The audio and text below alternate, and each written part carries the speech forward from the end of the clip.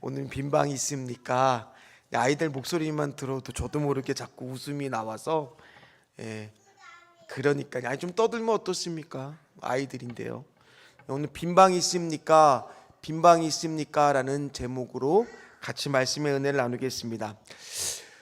요즘은 뭐 그런 성극을 많이 하는지를 제가 잘 모르겠지만 저희 어렸을 때 그 중고등학교 시절에는 성극하면은 이 크리스마스 때 단골 성극의 제목이 바로 뭐냐면 빈방 있습니까? 라는 제목이었습니다. 혹시 기억들 나세요?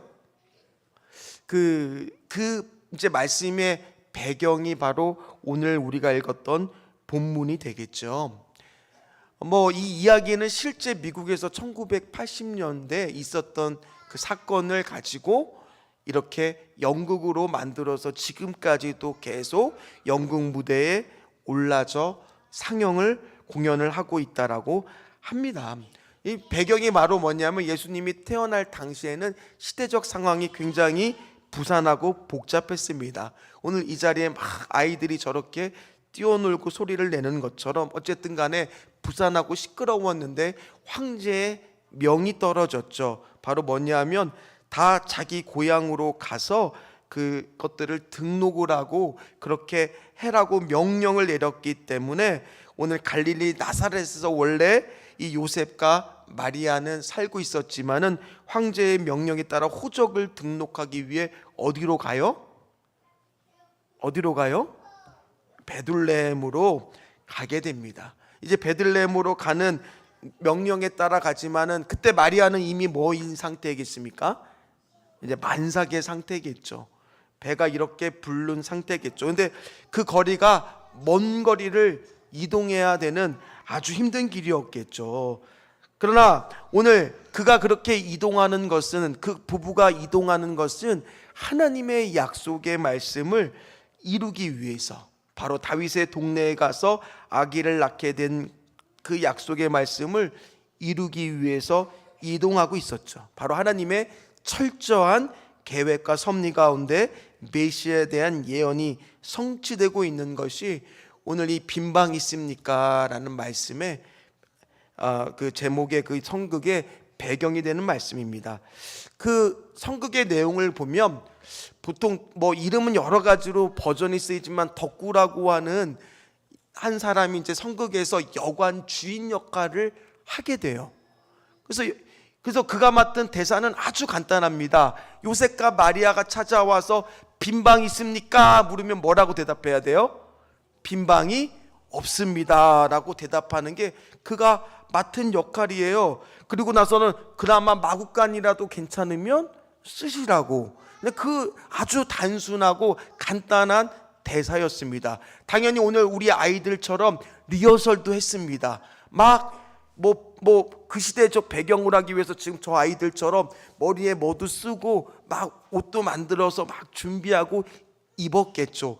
물론 연습 과정에는 실수할 수도 있었겠지만 어쨌든 간에 완벽하게 나름대로 잘 준비를 했을 겁니다. 그리고 실제로 성극 무대에 딱 서서 이제 요셉과 마리아가 출산을 앞두러서 배가 이렇게 나와갖고 막 찾아와서 딱딱딱 두드리면서 주인한테 이제 덕구죠. 덕구한테 빈방 있습니까? 라고 물었을 때 덕구가 뭐라고 대답해요? 대답을 못하고 있는 거예요.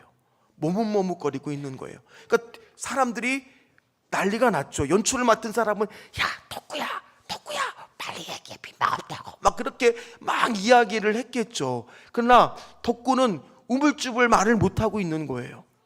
그러다가 한마디를 뱉었는데 그 말이 뭐예요? 빈방이 있습니다를 얘기해 버린 거예요.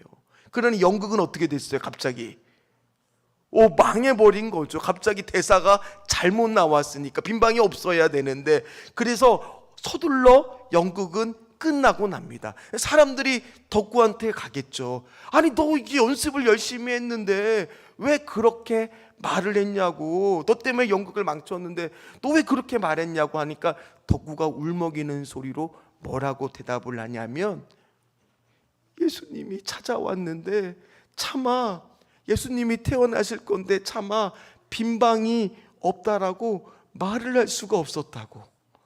그래서 오히려 그 덕구의 대답이 반전이었고 참 크리스마스의 성탄의 의미를 다시 이렇게 되새기게 하는 그 돌발 연기가 도리어 은혜가 있었다라는 게 이 성극의 줄거리고 내용이었던 겁니다. 오늘 마찬가지입니다.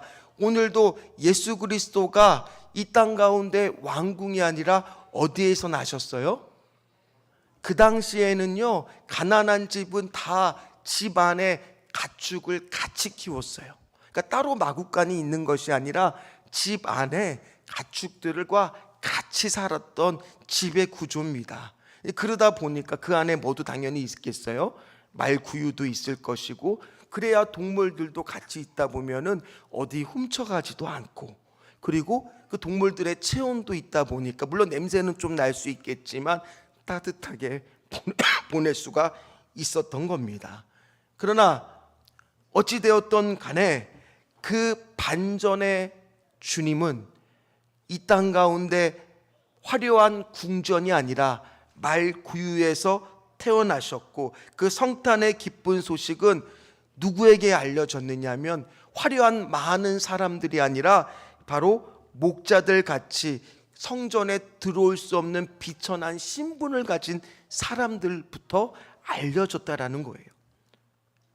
그들은 공동체 종교 활동에 참여하기가 어려운 그런 사람들이었습니다. 그런 사람들한테 오늘 성탄의 소식이 전해졌고 그 자리에 참여하는 영광을 누렸던 것처럼, 오늘 기억나세요? 지난 시간에 우리가 작년이었죠. 발표회를 가졌을 때 우리 교인들만 발표를 한 게 아니라 깜짝 소식이 있었죠. 웬 지나가는 고등학생들이 들어와서 갑자기 자기들한테도 순서를 달라고 그래갖고 뭐 은혜라는 찬양 불렀잖아요.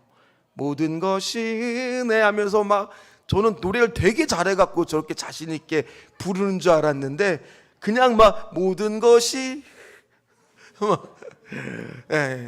얼마나 그러나 그것처럼 이 기쁜 소식은요, 찾아오는 자, 아는 자, 생각보다 모든 사람들이 다 알았으면 좋겠는데 그렇지 않고 오늘도 소수의 사람들한테 전해지고 알려지고 기뻐하고 있다라는 거예요. 그 기뻐하는 범위가 하나님이 기뻐하시는 사람들에 한정되어 있다라는 겁니다.